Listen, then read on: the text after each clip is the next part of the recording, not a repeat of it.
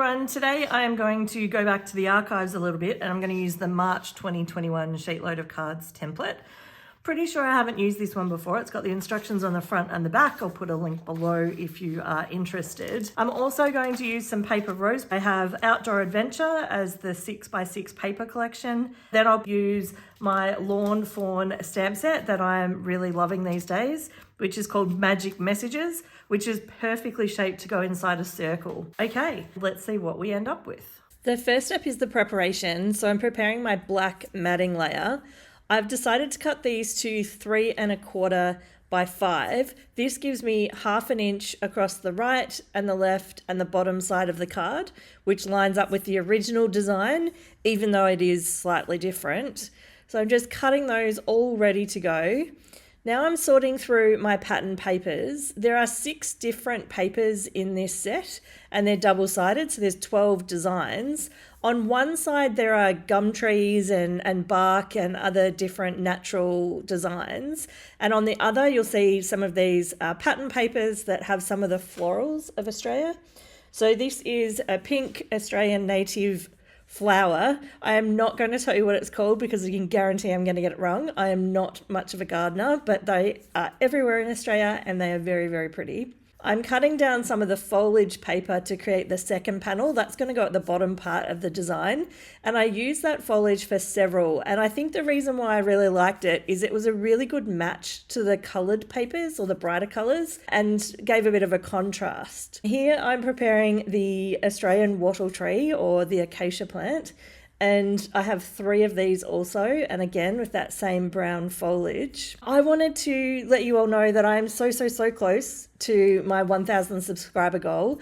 I think while I'm doing this voiceover, I'm at 980, so I'm so close to hitting that really key milestone. So a big thank you for all the support, and I really appreciate all the comments that people put, and when you pop a like, that really does make me feel like the videos are being enjoyed. So thank you so much for doing that. This paper here, this is a gum tree. So those are gum nuts and gum leaves on that pattern paper, which is one of the very common trees in Australia. I'm now cutting down some of the bark paper that will go on the back. So it's the leaves at the top and then some of the tree trunk or parts of the tree trunk. And then this next design, this is a piece of paper that kind of has water and waves on one side and then sand on the other. So I've chosen to make these some summer cards, and I've got 3 of these also.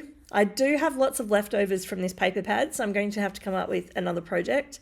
I did not try and use everything in one go. I just tried to create some pretty cool cards out of some really nice paper. Now for this one here, I only got 2 because I had used the same pattern for the secondary piece on the other designs. And then I did use some of the scrap from the wattle to match up with it. So all together I've got 4 lots of 3 and the extra 2, so 14 cards. So now I'm going to compile the focus panels themselves. And this is literally a matter of using my ATG on the back.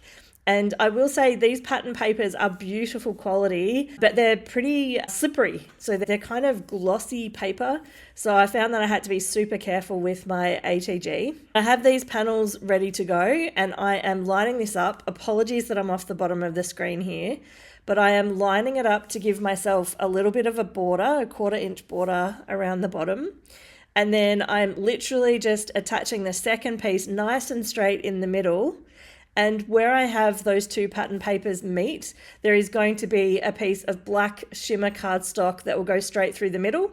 So you won't see the seam. Now these line up pretty easily and the heavy paper that I'm using means that it's nice and simple, but it does give a much better finish when you have something over the top of a seam of a design. I've moved through, I'm now up to the last pattern paper, I believe, and I'm just adding these pink flowers. This has been quite a quick process. Creating these cards is not too time intensive because there's only a couple of pieces. And I think, again, I normally do a lot of cards in one sitting, and with 14 out of this design, it was, I guess, quicker for me than normal. The next step is to prepare the shimmer cardstock to go through the middle of the card. I'm just attaching some double-sided tape so that these are nice and easy to attach.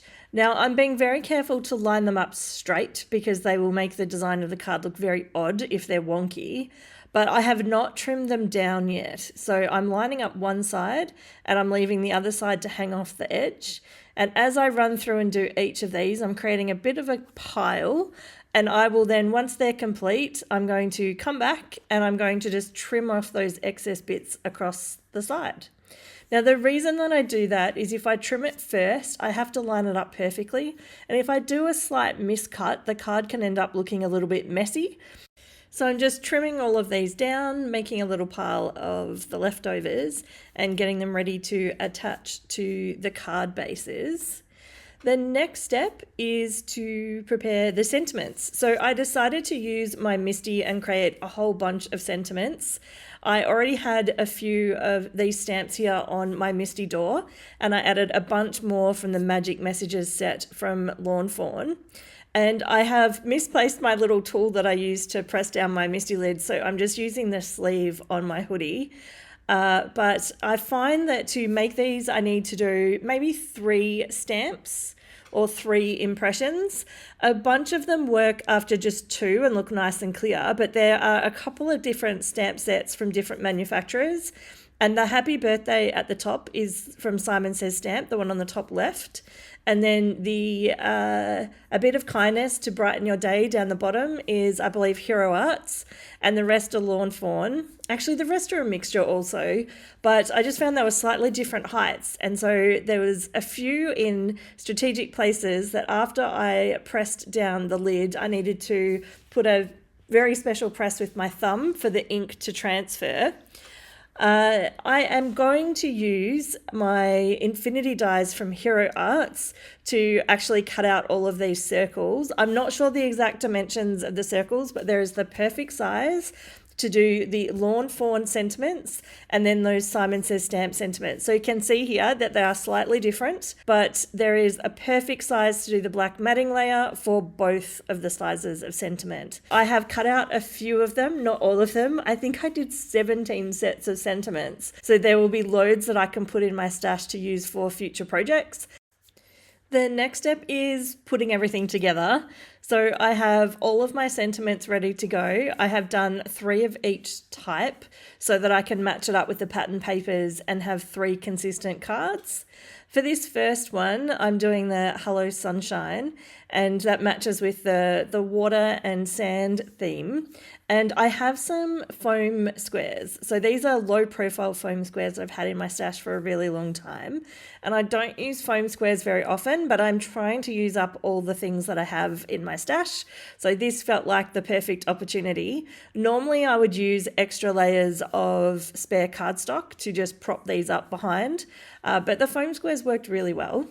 So I'm attaching them to the back, and you can see that I'm leaving a bit of a gap in the middle. That's so that I don't put the foam squares onto the shimmer cardstock. It's a little bit taller where it meets the seam, so this just allows me to put it straight over the top and have it a little bit elevated up off the card, which adds a little bit of interest. Looking at these pattern papers makes me wonder, is there anyone who has questions about Australia? I know that a lot of people have questions about whether there's deadly animals on every corner. And yes, we definitely do have a lot of poisonous snakes and spiders and things that are not great if you get too close, but you don't really see those in suburbia. You know, I live in the suburbs in a major city, and so you don't see a lot of those. You just know to be particularly careful of spiders if you see them, because some of them are definitely very, very poisonous.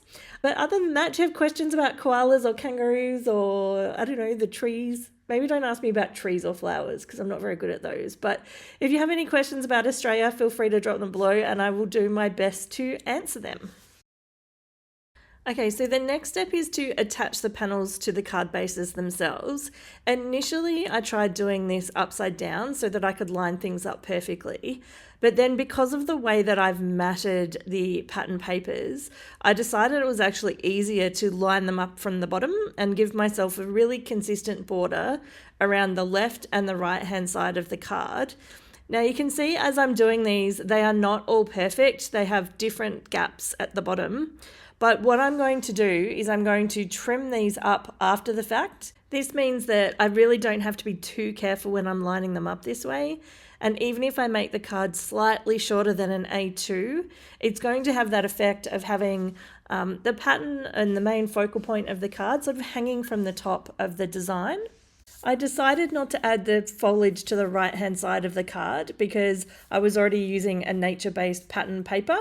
So I created 14 cards using this paper pad. I hope you enjoyed it. If you like using simple templates, I've put a video here that I think you might also enjoy. Have a great day.